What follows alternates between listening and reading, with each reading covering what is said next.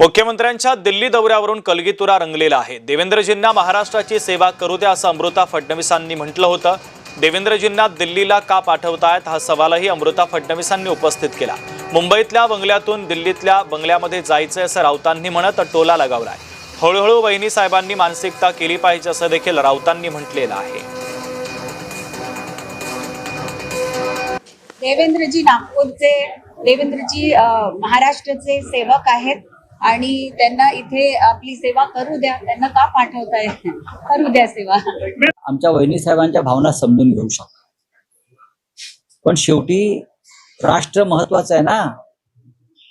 RSS साठी, संघासाठी, भाजपसाठी राष्ट्र प्रथम आहे आणि मोदी प्रथम आहेत।